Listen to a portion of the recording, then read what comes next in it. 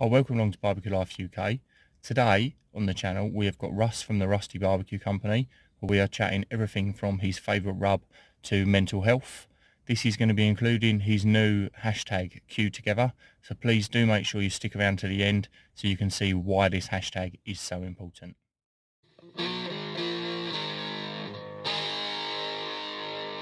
So today we've got Russ with us from the Rusty BBQ Company.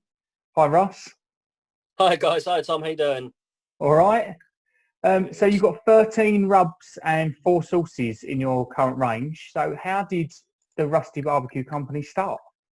Oh, blimey. Well, it's been a labour of love for a long time. I've always loved the outdoor cooking, and I was experimenting, making rubs, and, you know, back in the days when we were allowed to, cooking for friends and family. And yeah, it just kind of grew from there. A lot of people sort of loved what I was doing flavour-wise and said, look, why don't you, I'll buy some of this off you if you make it. So I started creating little bits just for friends, and it kind of grew from there, really. Yeah, we started just kind of giving it away, selling it to friends and family, and then thought, well, we'll give it a go. We'll stick it on the website. We'll create a little website and go from there. And yeah, the rest is history, really. What's the hardest part of setting up the company? To be honest with you, it's all the legal side of things. It's all the insurance, understanding what you need to do from a public health office point of view and a food standards. Getting that set up. Equipment is an interesting one, getting everything that you need up together to be able to create on a commercial scale is very different to maybe kind of throwing a few spices together out of a cupboard. So just creating the space for that was pretty intense. But one of the main things that kind of, I suppose, was a real struggle was the supply network, getting quality ingredients and sort of maintaining the consistency of quality. Which is something that took a long time to get right. And I mean, we've been going, 5 years now, and I'd only probably say now that I've got a consistent supply network of quality ingredients. And, it's kind of, I suppose, at the heartbeat of what we do. If the quality of the ingredient going into the product isn't good to start with, then you're not going to have a great product at the end of it. So I must admit, back in the early days, I was throwing away batches upon batches of different rubs because I just wasn't happy with, say, the quality of the paprika, for example, that we got. That changed dramatically until we decided to go to a small producer and buy direct from Hungary. So yeah, I'm a bit of a perfectionist, Tom, I hate to say it, when it comes to things like that, but I think that's probably helped in the overall consistency of products long term, I suppose. Yeah, it definitely shows in your product that you've put your heart and soul into it, even down to your fingerprint down on your on the front packaging. I love all that. It's the little touches that make it a nice company that's an enjoyment to work with.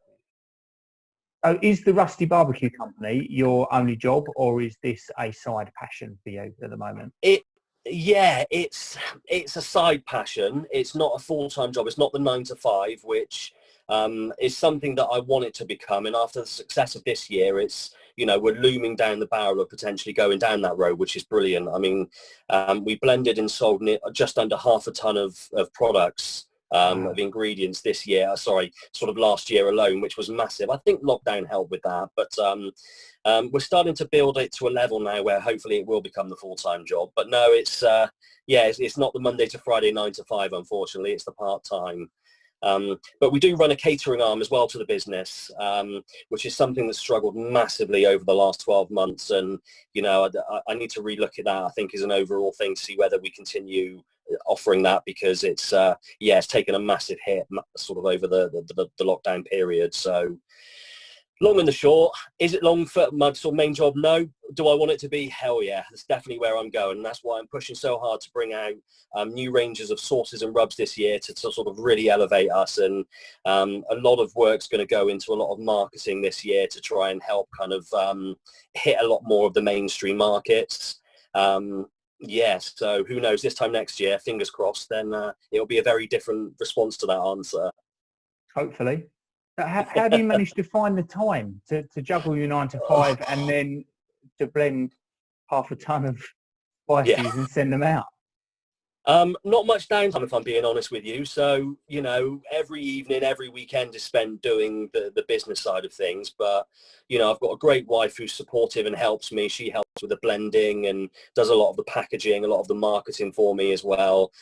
She's the brains of the outfit, I say. I'm the one that comes up with the flavors. She's the one that takes that flavor concept and puts it into a live product. So yeah, I'm lucky that I've got her kind of on my arm to help carry me through and make life a little bit easier. But yeah, no, it's not easy, should we say. Lots of sleepless nights and late nights and pulling all-nighters. So yeah, the coffee machine is my best friend at the moment.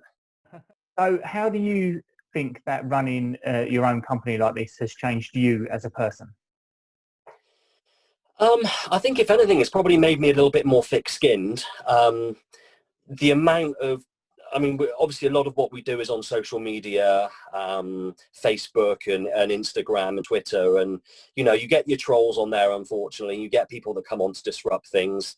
And the competition in the UK is growing as well for barbecue products. You know, I can count at least 6 different rub companies that started up last year or started selling. So thick-skinned, I think, is probably one thing it's kind of made me have.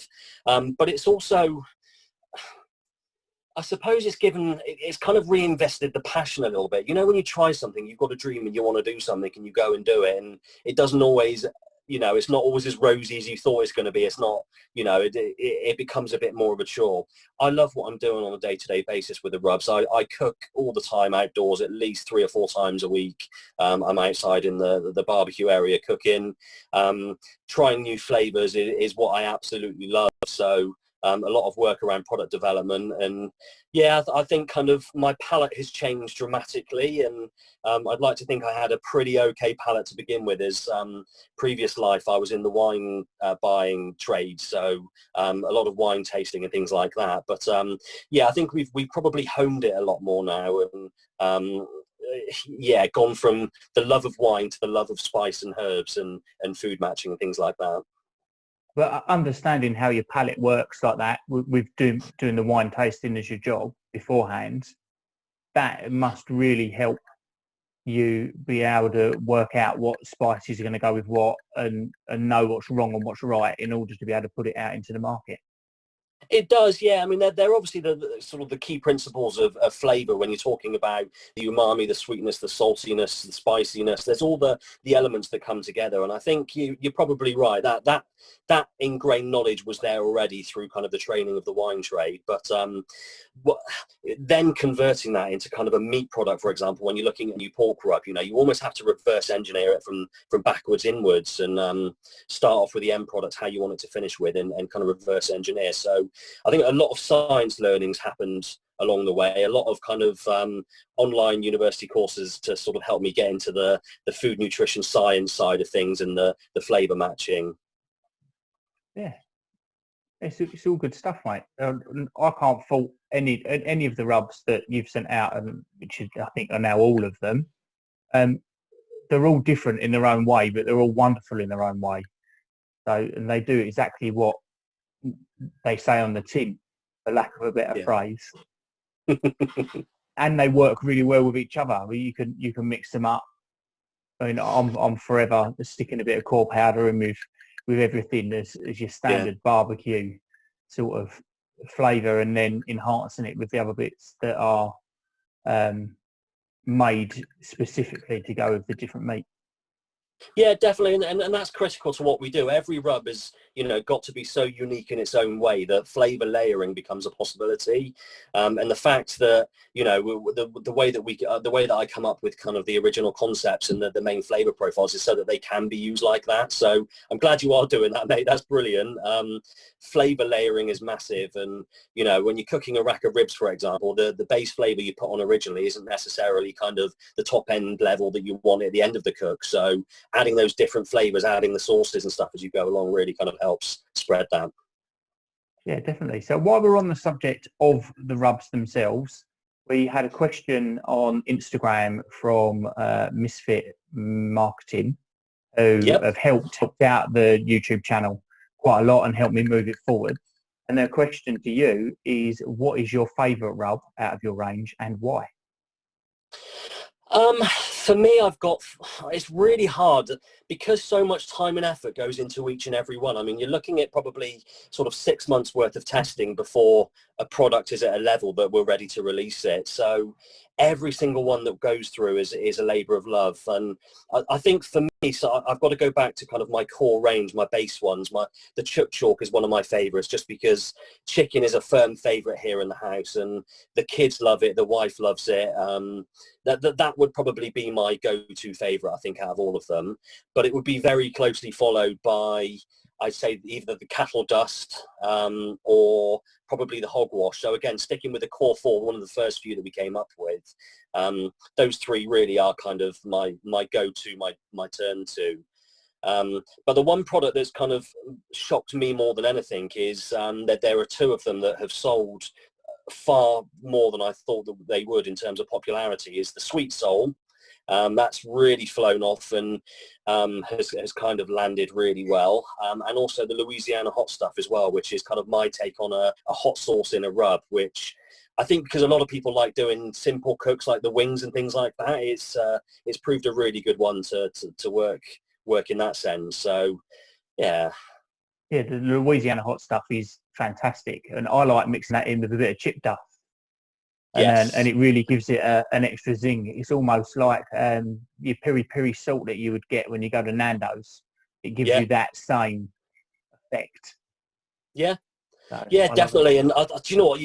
As you mentioned the chip dust there, you know that our friend over at Smoking Q's was Matt was the one that kind of pushed that on one of his shows on the Barbecue Talk Show. And again, it's something that I thought about and I started to develop probably 12 months ago. And I just put it to the side and thought, no one's going to want a chip rub or something to cover their chips or their wedges with. And how wrong could I have been? I rolled it out, and again, that's absolutely flying out at the moment. And I think given the time of year is great. It's a great one even just to put on your chips or your wedges or your veg or whatever it is in the oven and cook it up on a Friday night if you can't be bothered to go out and light the coals.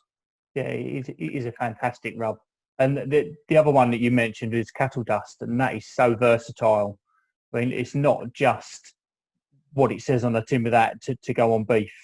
I like that on like roasted veggies and things like that. I think the flavours in that work really, really well. And it also works really well on game. Yes. Yeah, I think the kind of the base level, the umami flavors that run through it from the pull of the coffee and, the types of pepper that we use and the slight onion twist, it just basically, it's a massive universal product that will go pretty much with everything. And I saw the other day somebody put it on some ribs and stuck it on Instagram. So it just goes to show, the thing with rubs is although they're kind of pitched by the people that produce them as a certain kind of protein or to go with certain things, get experimental with them, throw them on anything, try different things. You're a master of that, Tom. I mean, the game thing it seems to be one of your things. You love your game, and experimenting with that is fab. And I like the way that kind of you and other people out there are willing to kind of push the boundaries a little bit, because that's the only way we're going to sort of move the UK barbecue scene on and create our own identity, is by people trialing and experimenting and coming up with their own concepts rather than the usual, what I say, the copied, which I love, don't get me wrong, but the ribs and the brisket from abroad. Yeah, and that's exactly what I want to do with the channel, is that try and find that UK identity. And the game and things like that is not celebrated so much around the world. And it's not massively celebrated here. It's a small niche of people, and it's about getting people to try something different. I mean, pigeon is one of my most favourite meats out of them. I'd absolutely love it. And there's so many different things that you can put on that and take it in different ways. But a lot of people, they think about pigeon and you just think Trafalgar Square and a million birds. Flying rats, that don't look very nice. But if you're eating wood pigeon that's a proper wild pigeon that's been eating crops and things like that, it's a completely different bird. It's not your flying rat, and they are a wonderful thing to eat. And it's just trying to broaden people's horizons. It isn't an easy thing to do. Yeah, they're becoming more accessible, these meats now as well, aren't they, Tom? And things like your local butchers, you know, you go into the butcher's counter now and they're there. And, you know, I think a lot of these kind of what I call Saturday morning cooking shows, you know, the likes of your James Martins in that are starting to help raise the profile of that and push people's boundaries a little bit. Again, lockdown, people are willing to try new things. So I think it's, yeah, keep pushing those rare ones, mate. It's good to see. Yeah, I'm enjoying doing it, and it's good that people are enjoying watching it. So thank you. Good. So where do you see the company in 5 years' time, or yourself and the company in 5 years' time? Blimey. Where I see us, in terms of dreaming wise, I'd love to be kind of a recognised name and, you know, creating not just barbecue specific flavours, but potential products into sort of the mainstream is something that I'm kind of looking at and would be a really exciting place to get into. For me, I don't want to become a massive company, you know. I don't want to become the world's greatest barbecue rub producer and all of that, because for me, part of what I hold dear is the passion and the small batch creation of these rubs. And the second you start going to larger mainstream production, you then start to lose touch of that quality control. So I don't ever want it to get to a point that it is so large that we're outsourcing to other organizations or to factories to create. But I'd like, you know, I'd love a little workspace. I'd love to go, you know, move it from a cottage industry type business into more of a commercial business where we've got, you know, employees and, you know, we're a hugely recognized name within the barbecue scene in the UK. That's kind of where I'd like to see us probably in 5 years' time, I'd say. But who knows? Yeah, and I completely understand where you're coming from there, that you don't want to lose the personal touch by making it a corporate business, which is a wonderful thing to hear from yourself. Yeah, we'll keep pushing on that, don't worry. Where do you stand on a Rusty BBQ Company barbecue team? Is this something that you're looking into in the future? I think so. I'd love to do it. I mean, there was talk of doing it 12 months ago. I'd kind of set down the plans and, you know, I'd had a friend that was really interested in doing it, but obviously COVID put a quash to all of that.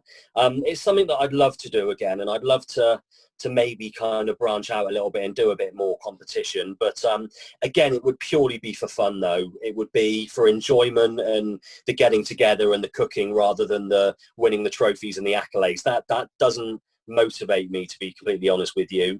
I'd rather be putting out some really great food and having fun with mates than sort of trying to win competition. So yeah, I'd like to see it happening, and who knows, mate, I might come knocking on your door one day to give me a hand, and we may be gracing the barbecue scene with the Rusty BBQ Co team. We'll watch this space.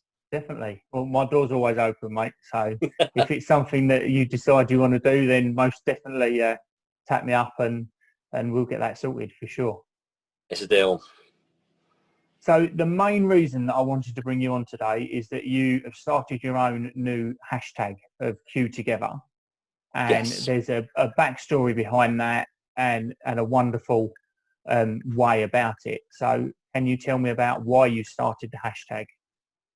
Yeah, so I've been a bit more honest probably about myself over the last few months on Instagram in terms of showing people who I am, you know, the person behind the name. Obviously, those of you that follow me on Instagram would have seen over Christmas I put up a post about where I was physically 12 months ago, and I wasn't in a very good place, going through chemotherapy, and it was a really challenging time for me. And you know, the post that I put up on Instagram, I wanted to explain to people that it was a thanks sort of post rather than a, you know, oh, look at me kind of post, aren't I hard done by. Because the barbecue community has been massive for me, for my mental development, my mental health, keeping me on track and getting me through that really tough period of my life.